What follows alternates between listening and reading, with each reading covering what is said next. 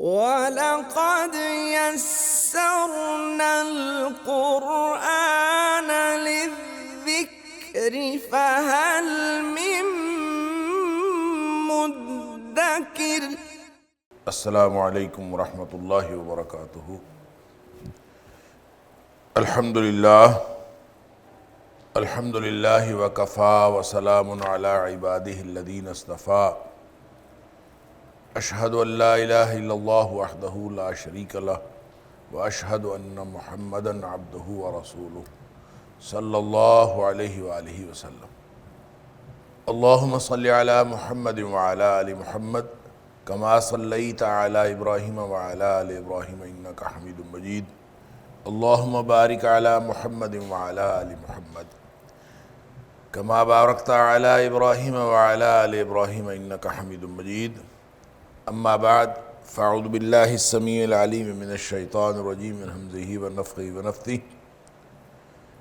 بسم اللہ الرحمن الرحیم۔ وَإِن جَاهَدَاكَ عَلَىٰ أَن تُشْرِكَ بِي مَا لَيْسَ لَكَ بِهِ عِلْمٌ فَلَا تُطِعْهُمَا وَصَاحِبْهُمَا فِي الدُّنْيَا مَعْرُوفًا وَاتَّبِعْ سَبِيلَ مَنْ أَنَابَ إِلَيَّ ثُمَّ إِلَيَّ مَرْجِعُكُمْ فَأُنَبِّئُكُمْ بِمَا كُنْتُمْ تَعْمَلُونَ۔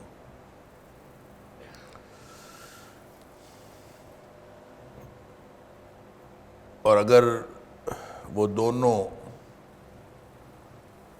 زور دے کر تمہیں کہیں عَلَىٰ أَن تُشْرِكَ بِي مَا لَيْسَ لَكَ بِهِ عِلْمٌ، کہ اس چیز کے ساتھ مجھ سے شرک کرو جس کا علم تمہارے پاس کوئی نہیں ہے، فَلَا تُطِعْهُمَا، تو پھر آپ نے ان دونوں کی یہ بات نہیں ماننی۔ وَصَاحِبْهُمَا فِي الدُّنْيَا مَعْرُوفًا، البتہ دنیا کے معاملے میں ان کے ساتھ اچھا سلوک کرو۔ وَاتَّبِعْ سَبِيلَ مَنْ أَنَابَ إِلَيَّ، اور پیروی کرتے رہو اس شخص کے راستے کی جو میری طرف رجوع کرتا ہے۔ ثُمَّ إِلَيَّ مَرْجِعُكُمْ، پھر تمہارا میری ہی طرف لوٹنا ہے۔ فَأُنَبِّئُكُمْ بِمَا كُنْتُمْ تَعْمَلُونَ، پھر میں تمہیں خبر دوں گا جو کچھ تم اعمال کرتے رہے۔ آیت نمبر 15 سورہ لقمان، یہاں سے آج کے سبق کا آغاز اللہ کی توفیق سے ہو رہا ہے۔ سورہ لقمان کا یہ وہ حصہ ہے جہاں حضرت لقمان کی نصیحتیں جاری ہیں، اور حضرت لقمان کے بارے میں پہلے بات ہو چکی کہ کوئی اللہ کے بندے تھے اور ان کی دانائی جو ہے وہ معروف تھی عربوں کے اندر۔ اب لقمان ایک دانا شخص کے طور پر ہی معروف تھے، جو جن لوگوں نے کہا ہے کہ نبی تھے یہ بات کسی پایہ ثبوت کو نہیں پہنچتی، البتہ ان کی حکمت معروف تھی، اور حکمت کے حوالے سے ہی اللہ کریم نے ان کی نصیحتوں کا تذکرہ اس لیے کیا ہے کہ توحید کے ضمن میں لوگوں کو بالعموم اور کفار مکہ کو بالخصوص یہ بات سمجھ آ جائے کہ نبی اکرم صلی اللہ علیہ وآلہ وسلم کی جو توحید کی تعلیم ہے یہ کوئی نئی اور انوکھی نہیں ہے، اور یہ دنیا کے جتنے بھی عاقل اور دانا لوگ ہیں جن کو لوگ سمجھتے ہیں کہ یہ عقلاء اور دانا ہیں، وہ بھی اسی توحید کے قائل تھے۔ تو یوں اللہ کریم نے حضرت لقمان کی چند نصیحتوں کا تذکرہ کیا۔ ان نصیحتوں کے اندر جو پہلی اور اصل الاصول نصیحت ہے وہ ہے لا تشرک باللہ، کہ انہوں نے اپنے بیٹے کو نصیحتیں کی تھیں، اور یہ بات میں نے عرض کی تھی کہ جب نصیحت کی بات، وعظ کی بات آتی ہے وَهُوَ يَعِظُهُ، یعنی انہوں نے اپنے بیٹے سے کہا وَإِذْ قَالَ لُقْمَانُ لِابْنِهِ وَهُوَ يَعِظُهُ، اپنے بیٹے سے انہوں نے کہا، لیکن کہا بھی نصیحت کے انداز میں۔ نصیحت وہ ہوتی ہے جس میں مخاطب جس کے ساتھ آپ گفتگو کر رہے ہیں اس کی خیرخواہی بھی مطلوب ہوتی ہے، لہٰذا انتہائی خیرخواہی کے ساتھ حضرت لقمان نے اپنے بیٹے سے کہا، بچوں سے جو بھی بات انسان کرتا ہے اس میں خیر خواہی شامل ہوتی ہے، لیکن خاص طور پر جب اللہ تعالیٰ فرماتا ہے وَهُوَ يَعِظُهُ، وہ واعظ کر رہے تھے، نصیحت کر رہے تھے، تو نصیحت کے اندر خیر خواہی شامل ہوتی ہے، یعنی انتہائی خیر خواہی کے ساتھ انہوں نے بات کی۔ اور وہ بات کیا کی کہ یا بنی لا تشرک باللہ، میرے بیٹے شرک نہیں کرنا اللہ کے ساتھ۔ تو یہ عقیدہ سب سے پہلے سکھایا۔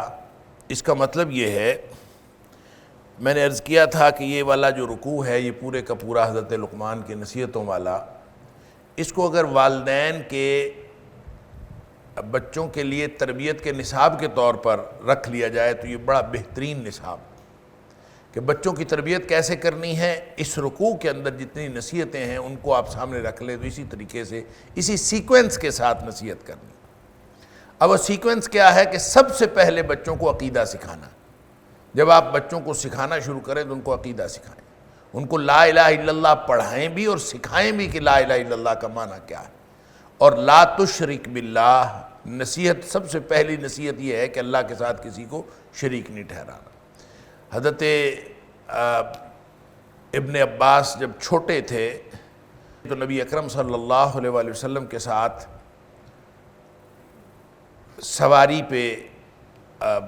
سواری کرنے کا موقع ملا، نبی اکرم صلی اللہ علیہ وسلم کے پاس ساتھ پیچھے۔ تو اس دوران نبی پاک صلی اللہ علیہ وآلہ وسلم نے چند نصیحتیں فرمائی تھیں، اور اس میں بھی جو ابتدائی نصیحتیں ہیں وہ عقیدے کی نصیحتیں، عقیدہ سکھایا، اللہ اکبر۔ اور حضرت ابن عباس سے نبی پاک صلی اللہ علیہ وآلہ وسلم نے فرمایا، یا غلام، اے لڑکے، تو اللہ کو ہمیشہ یاد کر، اللہ تجھے یاد رکھے گا۔ اور پھر یہ بھی فرمایا، اللہ کو یاد رکھ، تجد تجاہک، تو اللہ کو اپنے سامنے پائے گا جب کبھی ضرورت پڑے گی۔ تو گویا جب کبھی بچوں کی تربیت کرنی ہو تو یا بچوں کو نصیحت کرنی ہو تو آغاز اس کا عقیدہ سکھانے سے ہوتا ہے۔ بچہ جب بولنے کے قابل ہو تو اس کو سب سے پہلا کلمہ جو سکھاؤ وہ لا الہ الا اللہ سکھاؤ۔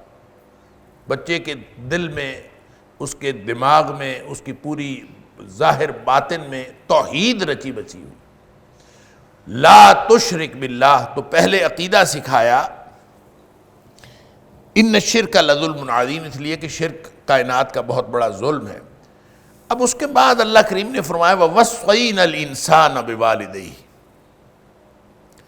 اب یہ نہیں کہا کہ یہ نصیحت کی لقمان نے اپنے بچے سے کہ تو نے والدین کے ساتھ حسن سلوک کرنا، یہ نہیں کہا، سبحان اللہ۔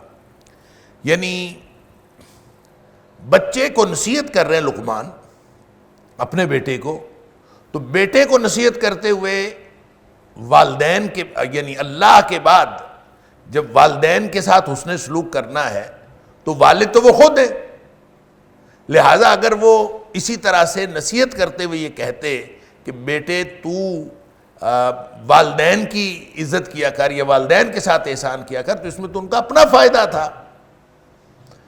تو اللہ کا قرآن ان لطیف جو پہلو ہیں تربیت کے اور نفسیاتی پہلو، ان کو بھی اللہ کا قرآن سامنے رکھتا ہے۔ یہ نہیں فرمایا کہ لقمان نے اگلی نصیحت یہ کی کہ بیٹا والدین کے ساتھ حسن سلوک کرنا ہے۔ اللہ تعالیٰ فرماتا ہے وَوَصَّيْنَا الْإِنسَانَ، یہ ہم نے وصیت کی ہے، ہم نے یہ تاکیدی حکم دیا ہے بِوَالِدَيْهِ، کہ اپنے والدین کے ساتھ جو ہے وہ حسن سلوک کرنا ہے، والدین کے ساتھ اچھا نیکی کرنے کا جو ہم نے تاکیدی حکم دیا ہے۔ یہ لقمان کا حکم کہہ کے نہیں فرمایا، بلکہ فرمایا کہ ہم نے تاکیدی حکم دیا۔ اب پھر اس کے ساتھ فرما بھی دیا کہ اس کی لاجیکل وجہ ہے، ایک فطری وجہ ہے کہ حملتہ امہ وہنا علی وہن وفصالہ فی عامین، کہ ماں جو ہے وہ اٹھا کے پھرتی رہی بچے کو، سبحان اللہ، رحم مادر میں بھی اٹھا کے پھرتی رہی، بعد میں بھی اٹھا کے پھرتی رہی، وفصالہ فی عامین، اور 2 سال بعد جا کے دودھ چھڑایا۔ تو یہ جو والدہ کی خاص طور پر یہ جو والدہ کی مشقت ہے، اسی وجہ سے والدہ کے ساتھ جو حسن سلوک ہے وہ والد سے 3 درجے بڑھ کر ہے۔ کہ نبی اکرم صلی اللہ علیہ وسلم سے پوچھا گیا من احق بحسن صحابتی، کون ہے جو سب سے زیادہ میرے حسن سلوک کا حقدار ہے؟ نبی پاک صلی اللہ علیہ وسلم امک. پھر پوچھا ثم من امک، ثم من امک، 3 دفعہ امک، ثم ابوک.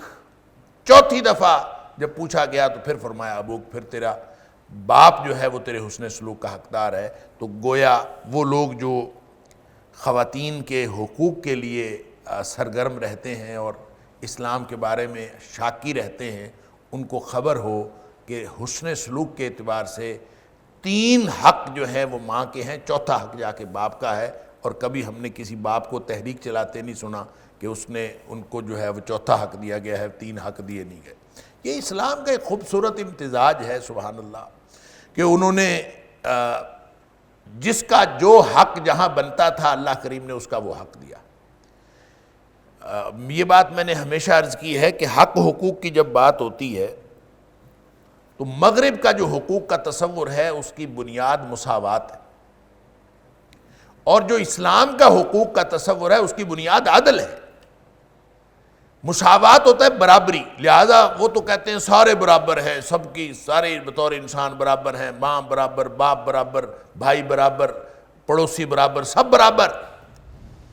اسلام کہتا ہے نہیں، یہ عدل ہے. اور عدل کا معنی یہ ہے کہ جس کا جو حق بنتا ہے اس کو دے دو. کسی موقع پر ماں کا حق زیادہ بنتا ہے جیسے یہاں پہ، کسی موقع پر جو ہے وہ باپ کا حق زیادہ بنتا ہے جیسے اطاعت میں، کسی موقع پر اولاد کا حق زیادہ بنتا ہے. لہٰذا جس کا جتنا حق بنتا ہے اس کو دے دیجئے. اس کو عدل کہتے ہیں. اسلام نے حقوق کا جو تعین کیا ہے وہ مساوات کی بنیاد پر نہیں کیا بلکہ عدل کی بنیاد پر کیا.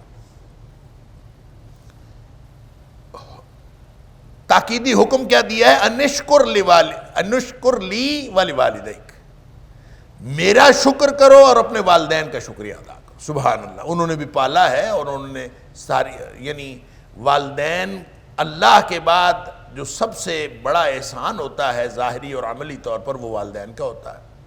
اور والدین کا احسان بھی ماننا ہے، اس کا بھی شکر کرنا ہے، اللہ کا بھی شکر کرنا ہے. اس لیے کہ جو بندوں کا شکر نہیں کرتا وہ اللہ کا بھی شکر نہیں کرتا. من لم یشکر الناس لم یشکر اللہ.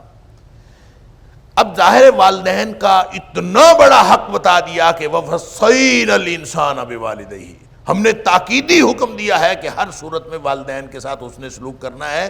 میرا شکریہ بھی ادا، میرا شکر بھی کرنا ہے، والدین کا شکریہ بھی ادا کرنا. اتنا بڑا حق بتا دیا. اس سے ایک خرابی پیدا ہو سکتی تھی کہ لوگ جو ہیں والدین کی بات مانتے ہوئے، والدین کے پیچھے چلتے ہوئے، والدین کے احسان کا بدلہ دیتے ہوئے وہ ہر بات ہی والدین کی مانتے چلے جائیں گے. تو کفار مکہ اور دیگر کفار میں بھی تو والدین ہوتے ہیں. والدین بچوں کو کفر شرک بھی تو سکھاتے ہیں. ایسے والدین بھی تو ہوتے ہیں جو بچوں کو کفر شرک سکھاتے ہیں. اور اگر ہر صورت میں والدین کی بات کرنی ہے تو پھر ہو سکتا ہے کہ والدین توحید سکھانے کی بجائے شرک سکھائیں. ہر والدین جو ہے وہ لقمان کی طرح کے تو نہیں ہوتے. لہٰذا اگر کوئی شرک سکھائیں تو پھر کیا کرنا ہے؟ یہاں احتیاط بتا دی کہ وَإِن جَاهَدَاكَ عَلَىٰ أَن تُشْرِكَ بِي مَا لَيْسَ لَكَ بِهِ عِلْمٌ فَلَا تُطِعْهُمَا. اللہ اکبر. اور اگر تو وہ دونوں تمہیں زور دے کے کہیں کہ شرک کرنا ہے میرے ساتھ، وہ شرک جس کا تمہیں علم کوئی نہیں، تمہیں کوئی کسی بات کا پتہ نہیں، والدین زور دے کے کہیں کہ شرک کرو، فَلَا تُطِعْهُمَا، پھر ان کی بات نہیں ماننا. وَصَاحِبْهُمَا فِي الدُّنْيَا مَعْرُوفًا، ہاں دنیا کے معاملات میں ان کے ساتھ اچھے طریقے سے رہنا ہے، ان کے ساتھ اچھا ساتھ کرنا. اچھا، یہ ایک بات ہم نے سورہ عنکبوت کی آیت نمبر 8 کے اندر بھی پڑھی تھی. وہاں بھی اس سے ملتی جلتی آیت ہے. وہاں اللہ کریم نے فرمایا وَوَصَّيْنَا الْإِنسَانَ بِوَالِدَيْهِ إِحْسَانًا، کہ ہم نے انسان کو تاکیدی حکم دیا ہے کہ والدین کے ساتھ ہمیشہ احسان کرے. وَلَقَدْ يَسَّرْنَا الْقُرْآنَ لِلذِّكْرِ فَهَلْ مِن مُّدَّكِرٍ وَلَقَدْ يَسَّرْنَا الْقُرْآنَ لِلذِّكْرِ فَهَلْ مِن مُدَّكِرٍ۔ میں ابھی عرض کر رہا تھا نا کہ حقوق کا تعین اس کی بنیاد عدل پر ہے، لیکن والدین کا جو حق ہے وہ عدل کی بنیاد پر نہیں طے ہوتا۔ اللہ، والدین کا حق جو ہے وہ احسان کی بنیاد پر طے ہوتا۔ کیا مطلب؟ کہ والدین کے ساتھ معاملہ کرتے وقت آپ نے یہ نہیں دیکھنا کہ والدین کا کیا ہے اور میرا کیا ہے، کہ ان کا کتنا حق بنتا ہے اور آپ کا کتنا حق بنتا ہے۔ سارا حق بنتا ہی والدین کا ہے۔ بِوَالِدَيْهِ احسانا وَوَصَّيْنَا الْإِنسَانَ بِوَالِدَيْهِ احسانا، ہم نے تاکیدی حکم دیا ہے کہ اپنے والدین کے ساتھ احسان کا معاملہ کرنا۔ کیا مطلب؟ کہ والدین کے ساتھ معاملہ کرتے وقت یہ نہیں دیکھنا کہ والدین کا کتنا حق بنتا ہے اور میرا کتنا حق بنتا ہے، سارا حق ہی والدین کا ہے، بس ان کو دیتے جانا ہے، ان کے ساتھ حسن سلوک کرتے جانا ہے، اور کبھی یہ نہیں دیکھنا کہ وہ میرے ساتھ کیا معاملہ کر رہے ہیں۔ اکثر جگہوں پہ ہمارے گھروں میں جھگڑے ہوتے ہیں، جی میرے ابا جی میری بات نہیں مانتے، میرے گھر میں جھگڑا ہے، ابا جی بات نہیں مانتے۔ بھئی ابا جی کی بات آپ نے ماننی ہے، ابا جی نے آپ کی بات نہیں ماننی۔ اللہ نے ان کو والدین بنایا ہے، لہذا والدین کے ساتھ احسان۔ اور وہ جو حدیث کے اندر آتا ہے کہ نبی پاک صلی اللہ علیہ وسلم سے کسی نے پوچھا تھا کہ میرے بچے ہیں، میری اپنی فیملی ہے، اور میرا والد میرے مال میں سے حصہ مانگتا، مالہ، اس کے لیے کیا ہے؟ یعنی میرے مال میں میرے والد کا حصہ کیا ہے، وہ مانگتا ہے۔ اب ظاہر ہے پوچھنے والے کا تو ہماری طرح یہی خیال ہوگا کہ نبی پاک صلی اللہ علیہ وسلم شاید کوئی شرح مقرر کر دیں گے کہ اتنا والدین کو دے دو اور اتنا اپنے پاس رکھ لو اور اتنا جو ہے وہ اپنے بیوی بچوں کو دے دو، کوئی شرح مقرر کر دے۔ مالہ، ساتھ یہ احتیاط بتا دی کہ میرے بچے بھی ہیں، میری فیملی بھی ہے، اور میری آمدنی میں سے میرا والد میرا حصہ مانگتا۔ تو نبی اکرم صلی اللہ علیہ وسلم نے یہ نہیں فرمایا کہ اتنا حصہ دے دو یا اتنا حصہ دے دو، آپ نے فرمایا انت و مالک لابیک، تو خود اور تیرا سارا مال تیرے والد کی ملکیت ہے۔ بلکہ اس کی بھی ایک قرأت یہ ہے انت و مالک، یعنی ایک تو قرأت یہ ہے نا انت و مالک لابیک، تو اور تیرا مال تیرے والد کی ملکیت ہے۔ ایک اس کی قرأت یہ ہے انت و مالک لابیک، تو اور تیرا جو کچھ ہے سارا کچھ تیرے والد کی ملکیت ہے۔ اللہ اکبر، یعنی اس میں مال کی بات نہیں ہے، تو خود، تیری اولاد، تیرا سارا کچھ، یہ سب تیرے والد کی ملکیت ہے، لہذا تو حصہ پوچھتا ہے اپنے والد کا۔ اللہ اکبر۔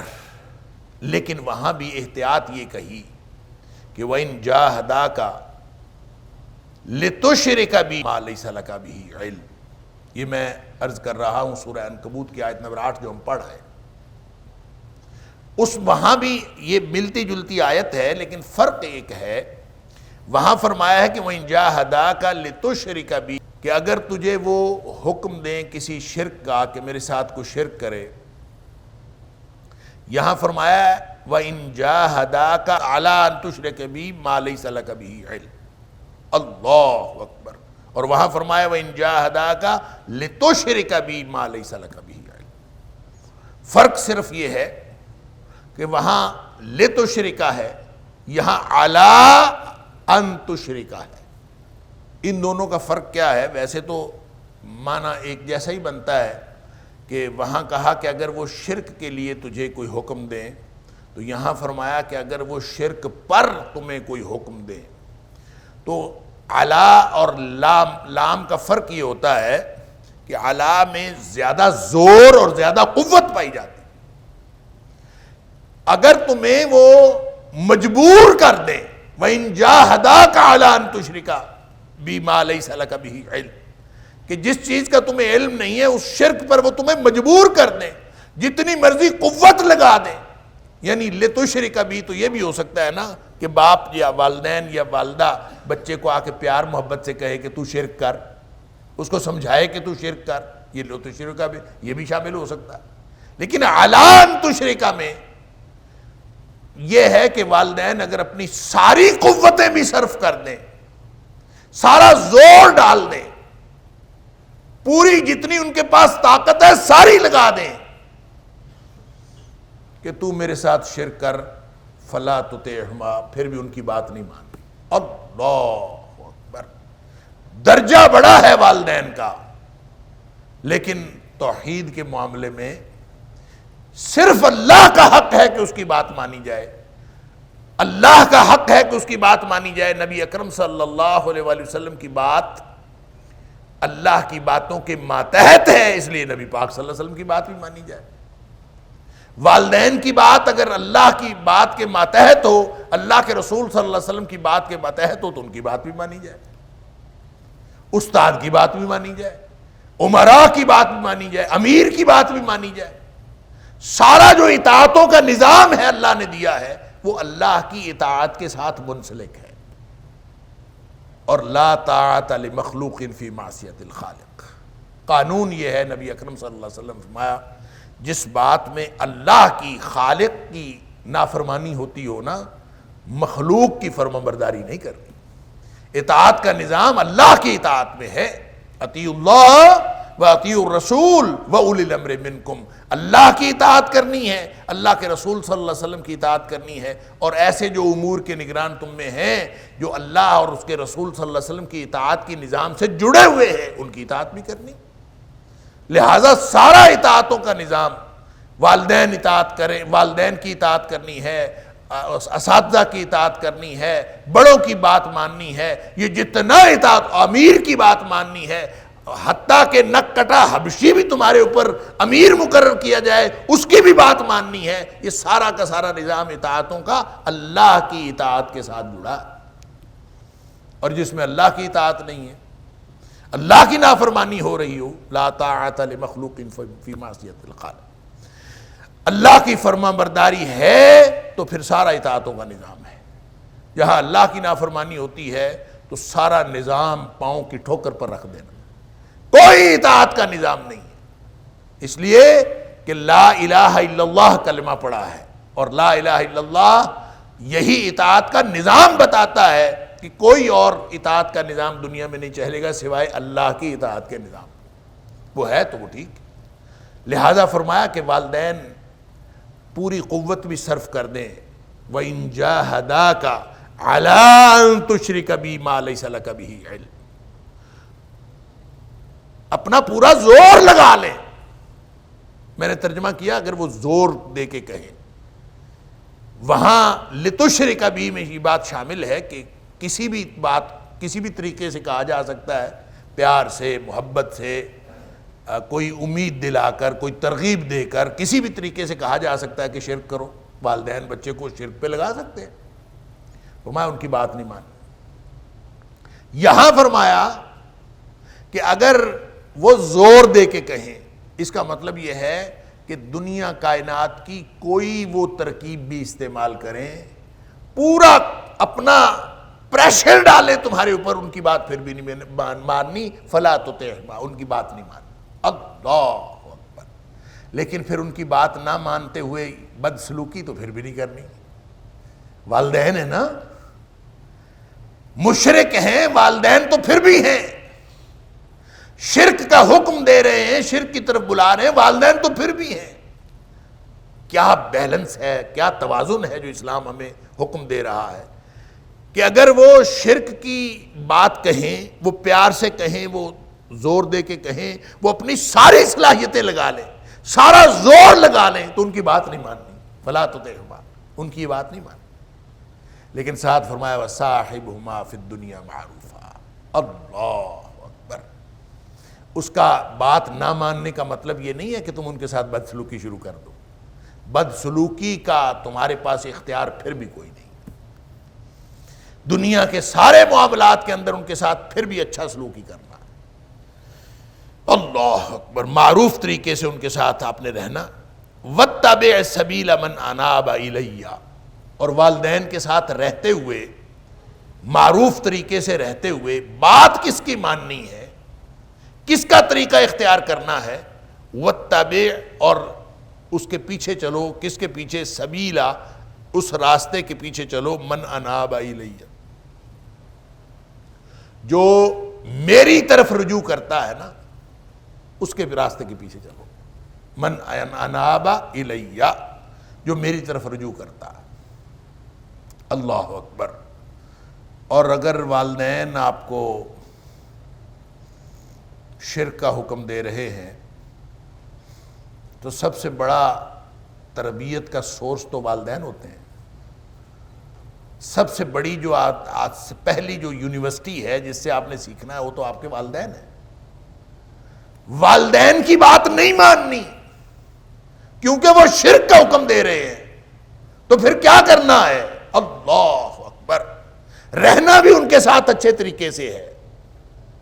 اب دیکھیے کس قدر مشکل کام، وہ شرک کا حکم دے رہے ہیں، مشرک ہوں والدین، اگر ان کی بات نہیں ماننی، فلا تطعہما، ان کی بات نہیں ماننی، لیکن ساتھ فرمایا وصاحبہما فی الدنیا معروفا، رہنا ان کے ساتھ بھلے طریقے سے اور اچھے طریقے سے، بدسلوکی نہیں کرنی۔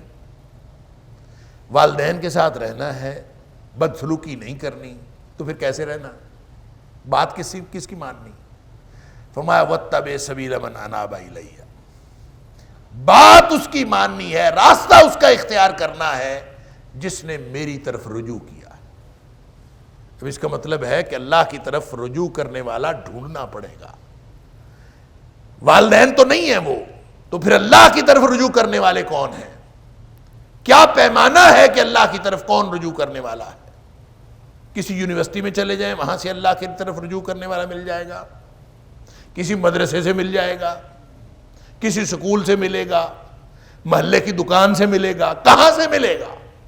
اللہ کی طرف رجوع کرنے والا کون ہے اور کہاں سے ملے گا؟ جس کے پیچھے چلنا ہے، جس کا راستہ اختیار کرنا۔ اللہ، اس کا معیار کیا ہے؟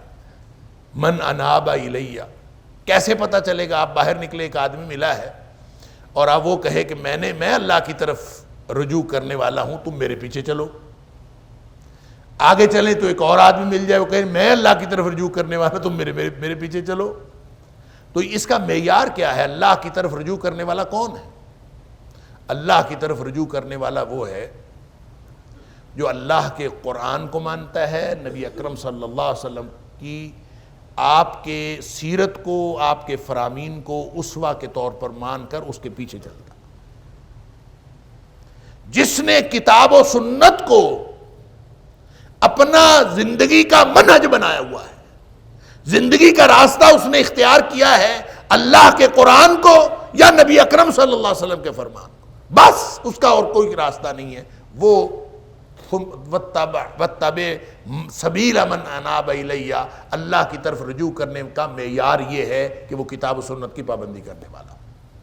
اگر وہ اللہ کے قرآن کی پابندی نہیں کرتا، نبی اکرم صلی اللہ علیہ وسلم کی سنت کی پابندی نہیں کرتا، تو وہ گویا اللہ کی طرف رجوع کرنے والا نہیں ہے۔ اللہ کی طرف رجوع کرنے کا معیار ہی صرف یہ ہے، اس کے علاوہ اور کوئی معیار نہیں۔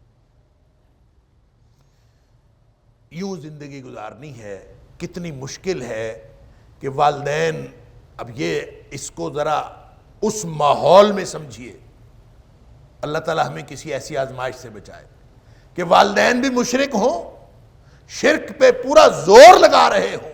اللہ اکبر، جیسے ایک صحابی کی والدہ نے بھوک ہڑتال کر دی کہ جب تک تو نبی پاک صلی اللہ علیہ وسلم کے دین کو نہیں چھوڑے گا میں کھانا نہیں کھاؤں۔ انہوں نے کہا ماں تم مر جا، 7 دفعہ مر جا، میں نبی اکرم صلی اللہ علیہ وسلم کا دین نہیں چھوڑوں۔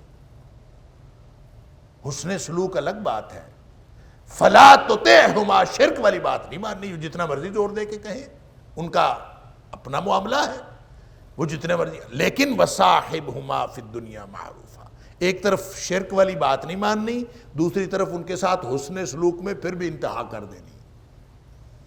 اب یہ کتنا ایک مشکل راستہ ہے، اور اس مشکل راستے میں پھر فرمایا وَاتَّبِعْ سَبِيلَ مَنْ أَنَابَ إِلَيَّ، رہنا والدین کے ساتھ ہے، بات اس کی ماننی ہے جس کو اللہ نے کتاب و سنت کا علم دیا، راستہ وہ اختیار کرنا ہے جو کتاب و سنت کا راستہ ہے۔ اب یہ اس زگ زیگ دنیا کے اندر یہ کتنا مشکل ہے یہ راستہ اختیار کرنا۔ فرمایا ثم الی مرجعکم، پھر تم نے میرے پاس ہی آنا ہے، فَأُنَبِّئُكُم بِمَا كُنتُمْ تَعْمَلُونَ، پھر میں تمہیں تمہارے اعمال کی خبر دوں گا کہ تم نے کس طرح کے اعمال کیے، اچھے اعمال کیے یا برے اعمال کیے، تمہارے سارے اعمال کی خبر اللہ تعالیٰ تمہیں دے گا۔ اللہ اکبر۔ اب دیکھیں، میں نے یہ عرض کیا تھا کہ یہ درمیان میں جو والدین والا معاملہ ہے، اس والدین والے معاملے کے بارے میں اللہ نے یہ نہیں فرمایا کہ یہ نصیحت کی لقمان نے اپنے بیٹے کو، حالانکہ کر وہ نصیحت ہی رہے ہیں، اور پہلے بھی نصیحت کی بات ہے یا بنی لا تشرک باللہ، اور اگلی آیت میں یا بنیہ سے پھر شروع ہو رہا ہے کہ اے میرے بیٹے، اب پورا بیان چل رہا ہے یا بنیہ کا، یہ درمیان میں ایک جملہ معترضہ کے طور پر اللہ نے فرمایا کہ ہم نے والدین کے بارے میں یہ وصیت کی ہے، یہ تاکیدی حکم دیا ہے، تو اس کا مطلب یہ نہیں ہے کہ یہ نصیحت جو ہے حضرت لقمان نے اپنے بیٹے کو نہیں کی تھی، یہ نصیحتوں کے اندر بنیادی نصیحت شامل ہے، لیکن نصیحت کرنے کا انداز یہ ہے کہ والدین خود نہیں کہہ رہے کہ میرا حق ہے مجھے دیا کرو، اللہ فرما رہا ہے کہ والدین کا حق ہے اور والدین کو دیا کرو، سبحان اللہ۔ لہذا اس جملہ معترضہ کے بعد یا بنی انہا ان تک مثقال حبۃ من خردل فتکن فی صخرۃ او فی السماوات او فی الارض یأت بها اللہ، اللہ اکبر۔ اے بیٹے، اگر کوئی چیز ہو مثقال حبۃ من خردل، ایسی چیز ہو جو رائی کے دانے کے برابر ہے، اللہ اکبر، مثقال وزن کے اعتبار سے، حبۃ دانے کے برابر ہو، من خردل رائی کے دانے کے برابر، فتکن فی صخرۃ، اور کسی چٹان میں ہو، کسی پہاڑ کے اندر ہو، مقدار اتنی کہ رائی کے دانے کے برابر ہو، ایسی کوئی چیز ہو۔ وَلَقَدْ يَسَّرْنَا الْقُرْآنَ لِلذِّكْرِ فَهَلْ مِن مُدَّكِرٍ وَلَقَدْ يَسَّرْنَا الْقُرْآنَ لِلذِّكْرِ فَهَلْ مِن مُدَّكِرٍ، اور چھپی ہوئی کہاں ہو؟ فی صخرۃ، کسی چٹان کے اندر، بہت بڑے پہاڑ کے اندر چھپی ہوئی ہو، ذرہ ویسے ہی نظر نہیں آتا۔ رائی کا دانہ، آپ اگر اس کو، رائی کے دانے کو، یہ جو سناروں کا سونا تولنے والا جو ترازو ہوتا ہے نا، آپ رائی کے دانے کو اس کے اوپر بھی ڈال دیں تو اس کا کوئی وزن نہیں ہوتا، بے وزن، بالکل انتہائی ہلکے وزن کا دانہ۔ تو اللہ فرماتا ہے کہ اگر کوئی چیز ہو اور رائی کے دانے کے برابر ہو، اب یہ بیٹے کو نصیحت ہو رہی ہے، عقیدہ سکھایا جا رہا ہے، سبحان اللہ۔ کون اللہ، کس کی توحید، کس کی بات ماننی ہے کہ بیٹا سنو۔ اب کیا خوبصورت انداز ہے اس کو سمجھانے کا کہ بیٹے اگر کوئی چیز ہو اور رائی کے دانے کے برابر ہو، اور ہو بھی پہاڑ کے اندر چھپی ہوئی، فتکن فی صخرۃ، پہاڑ کے اندر چھپی ہوئی ہو، او فی السماوات، یا پھر آسمانوں میں کسی جگہ پر ہو، او فی الارض، یا زمین کے اندر کہیں بھی کسی بھی جگہ چھپی ہوئی ہو، اللہ اکبر، یأت بہا اللہ، اللہ اسے لے آئے گا۔ کہاں بھی، کہیں بھی کوئی چیز، چھوٹی سے چھوٹی، خفیہ سے خفیہ کوئی چیز کہیں چھپی ہوئی ہے، یأت بہا اللہ، اللہ اس کو لے آئے گا۔ وہ اللہ تعالیٰ کے لیے تو کوئی مشکل نہیں، اللہ اکبر۔ ان اللہ لطیف خبیر، بے شک اللہ تعالیٰ بہت ہی باریک بین اور خبر رکھنے والا ہے۔ سبحان اللہ۔ لطیف لطف سے ہے، لطف کا مطلب نرمی بھی ہوتا ہے اور لطف کا مطلب باریک بینی بھی ہوتا ہے۔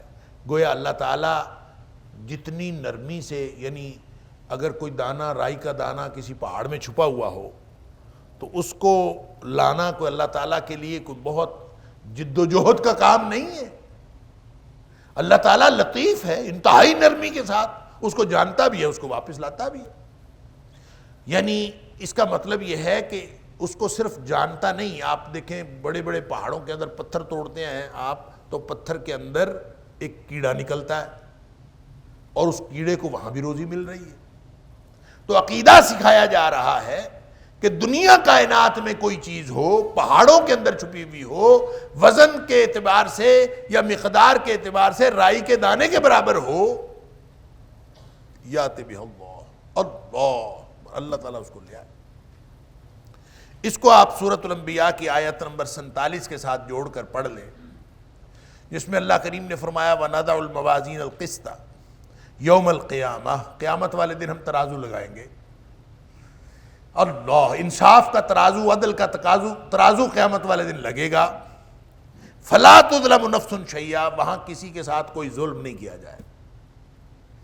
وَإِن كَانَ مِثْقَالَ حَبَّةٍ مِّنْ خَرْدَلٍ أَتَيْنَا بِهَا وَكَفَىٰ بِنَا حَاسِبِينَ۔ اللہ اکبر۔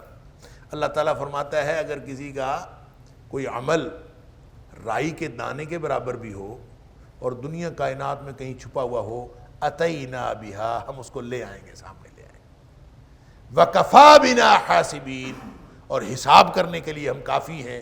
یہ نہیں ہو سکتا کہ کسی کے حساب کتاب میں کوئی گڑبڑ ہو جائے۔ فلا تظلم نفس شیئا، اوپر فرمایا کسی کے اوپر ذرہ بھر کوئی ظلم نہیں ہوگا، ہر چیز اس کی سامنے آ جائے گی۔ وہ اللہ جس کے، یہ گویا اب تک جو نصیحت کی جا رہی ہے، یہ عقیدہ سکھایا جا رہا ہے کہ ہمارا معاملہ کس اللہ سے ہے جو اتنی قدرت رکھتا ہے، اتنی طاقت رکھتا ہے، اس کا علم اتنا وسیع ہے کہ وہ پتھروں کے اندر بھی، چٹانوں کے اندر بھی، اب ظاہر ہے کہ بچے کے ذہن میں پہاڑ کے سے زیادہ سخت، اور تو ویسے بھی کسی بھی شخص کے ذہن میں پہاڑ سے زیادہ سخت کسی چیز کا تصور تو نہیں آ سکتا۔ اور پھر رائی کا دانہ، یہ محاورتاً بولتے تھے مثقال ذرہ یا مثقال حبہ، مثقال حبۃ من خردل، یہ عربوں کا عام جو ہے وہ تقیہ کلام تھا، وہ بات کرتے تھے تو وہ کسی کو محاورتاً یہ سمجھانا ہوتا کہ بہت ہی چھوٹی چیز ہے تو کہتے تھے رائی کے دانے کے برابر ہے یا رائی کے دانے سے چھوٹی ہے، تو یا دانے کے برابر ہے یا رائی کے دانے کے برابر ہے، یہ کہا کرتے ہیں۔ اللہ فرماتا ہے رائی کے دانے کے برابر بھی ہو تو اللہ تعالیٰ اس کو لے آئے گا۔ اب یہ عقیدہ سمجھایا جا رہا ہے بچے کو کہ یہ تیرا معاملہ اس اللہ کے ساتھ ہے۔ اللہ، جب پتہ چل جائے کہ اللہ لطیف ہے، جب پتہ چل جائے اللہ خبیر ہے، اللہ خبر رکھنے والا ہے، اور ہر وقت اللہ تعالیٰ دیکھ رہا ہے، اللہ اکبر، تو پھر کوئی کام ہونے کا، کوئی غلط کام ہونے کا اور یا غلط کام کرنے کا کوئی گنجائش باقی رہ جاتی؟ ہر وقت انسان کو یہ ہو کہ مجھے اللہ دیکھ رہا۔ نبی اکرم صلی اللہ علیہ وسلم نے یہی بات تو فرمائی تھی جب پوچھا گیا اخبرنی عن الاحسان، اللہ کے رسول صلی اللہ علیہ وسلم احسان کے بارے میں بتائیے، احسان کیا ہوتا ہے؟ تو فرمایا کہ الاحسان ان تعبد اللہ کأنک تراہ فإن لم تکن تراہ فإنہ یراک۔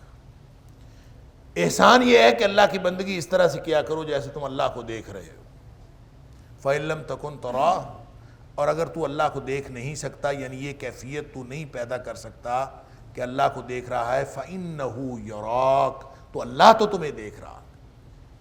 لہذا دو کیفیات ہیں، ایک آپشنل کیفیت ہے اور ایک کمپلسری کیفیت ہے۔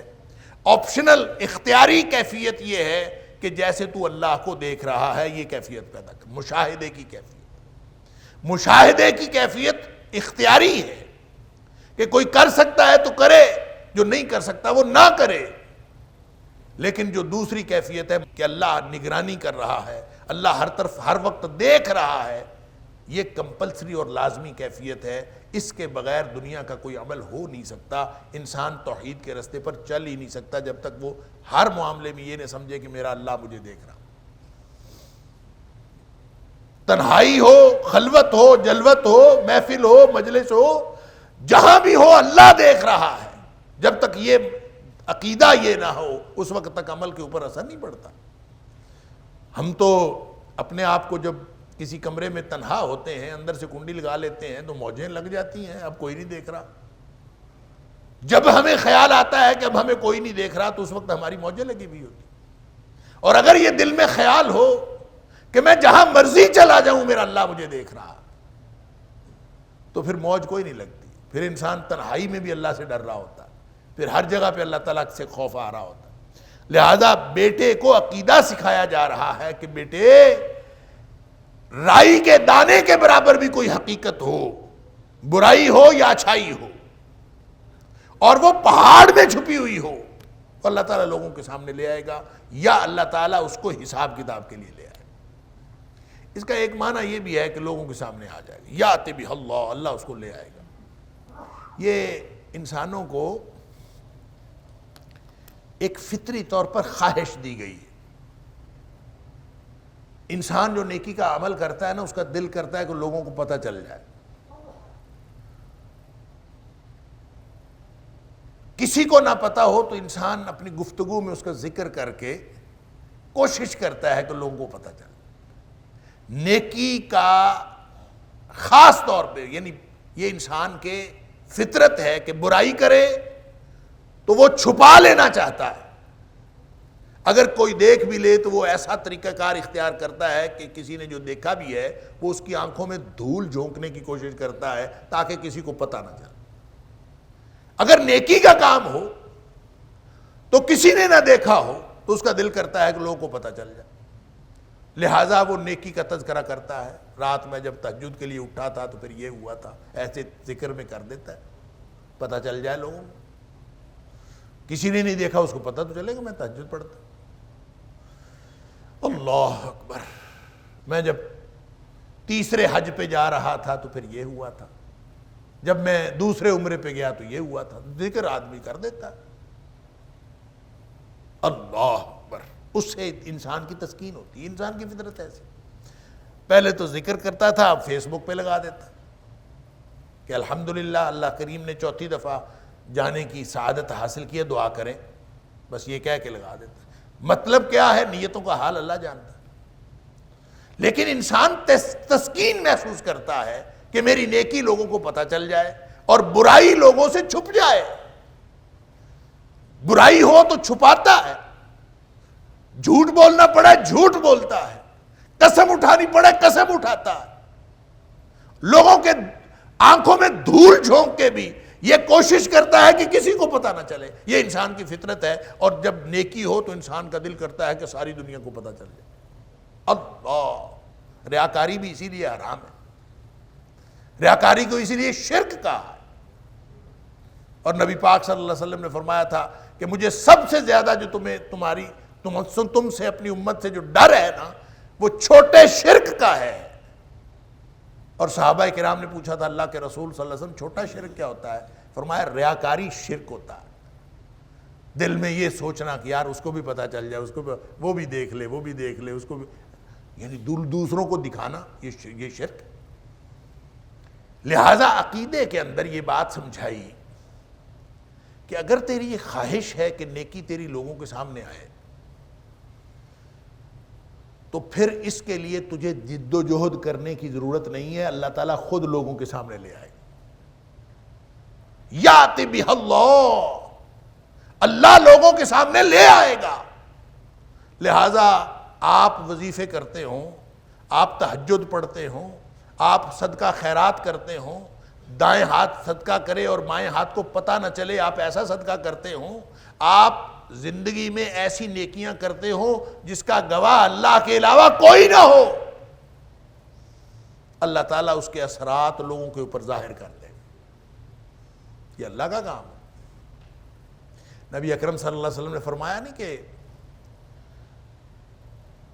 جب اللہ تعالیٰ کسی بندے سے محبت کرتا ہے نا تو اللہ تعالیٰ جبریل کو بلا کے کہتا ہے کہ جبریل میں اپنے فلاں بندے سے محبت کرتا ہوں، تو بھی اس سے محبت کر۔ جبریل اس سے محبت کرتا ہے، پھر جبریل ملائے اعلیٰ کو جو قریب کے فرشتے ہیں ان کو بتاتا ہے جبریل کہ اللہ فلاں شخص سے محبت کرتا ہے، تم بھی اس شخص سے محبت کرو۔ لہذا سارے آسمان میں بات پھیل جاتی ہے کہ اللہ فلاں سے محبت کرتا ہے، تم بھی محبت کرو، کرتے کرتے وہ جو بات ہے وہ زمین والوں تک پہنچتی ہے، اور زمین والوں کے دلوں میں بھی اللہ تعالیٰ فطری طور پر یہ بات ڈال دیتا ہے کہ فلاں شخص سے اللہ محبت کرتا ہے، تم بھی اس سے محبت کرو۔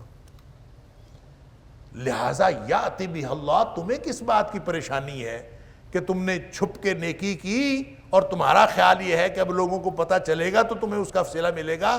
نہیں، اگر تم صرف اللہ پہ بھروسہ کر کے بیٹھے رہو، یاتی بہ اللہ، وہ رائی کے دانے کے برابر بھی نیکی ہوگی تو اس کے اثرات دنیا والوں پر بھی پڑیں گے اور تم اپنے سامنے دیکھ لو گے اس کے اثرات کیا ہوئے۔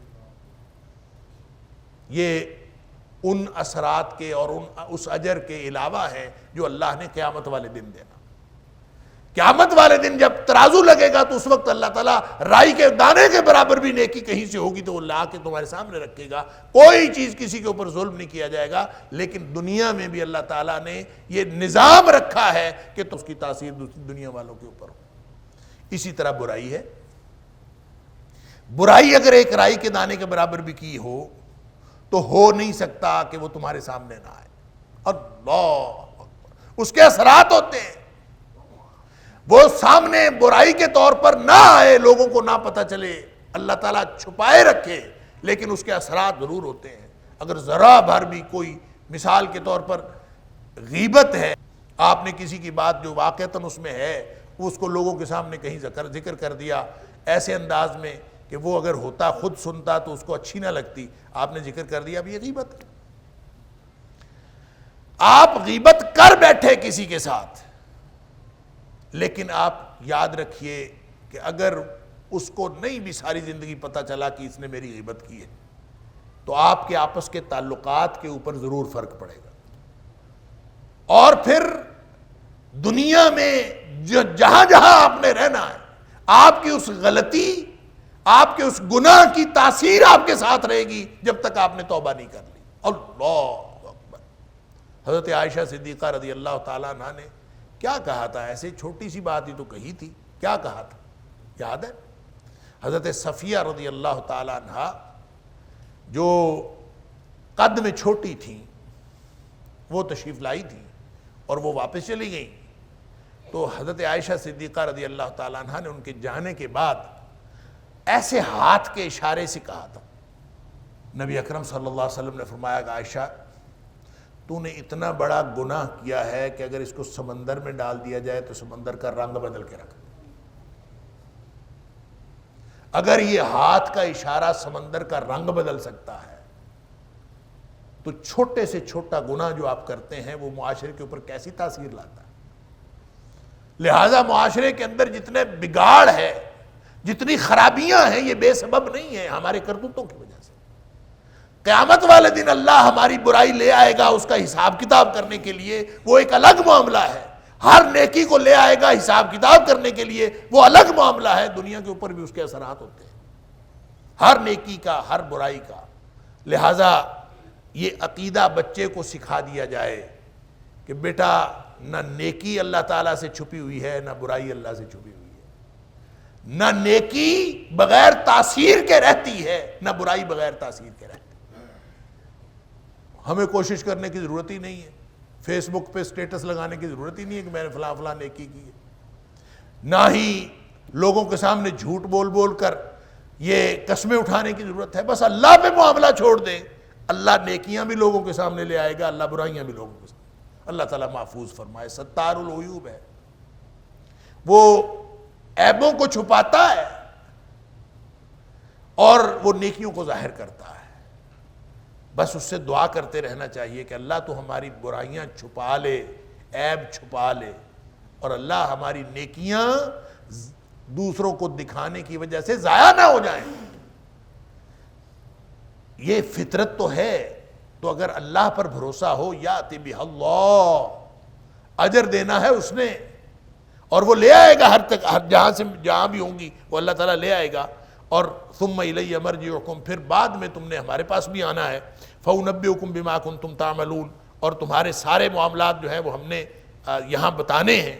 لہٰذا یہاں دنیا میں ایک ایک چیز، چھوٹی سے چھوٹی چیز، اس کے لیے پریشان نہیں ہونا، سب اللہ پر چھوڑ دینا ہے. اس لیے کہ یاتی بہ اللہ، اللہ چھوٹی سے چھوٹی چیز لے آئے گا. اے میرے بیٹے، اگر کوئی چیز نیکی ہو یا برائی، رائی کے دانے کے برابر ہو اور کسی پہاڑ کی چٹان میں ہو، او فی السماوات او فی الارض، آسمانوں میں ہے ہو یا زمین میں ہو، یاتی بہ اللہ، اللہ اس کو لے آئے. ان اللہ لطیف خبیر، بے شک اللہ تعالیٰ انتہائی باریک بین اور خبر رکھنے والا ہے. إن هذا القرآن يهدي للتي هي أقوم ويبشر المؤمنين الذين يعملون الصالحات أن لهم أجرا كبيرا.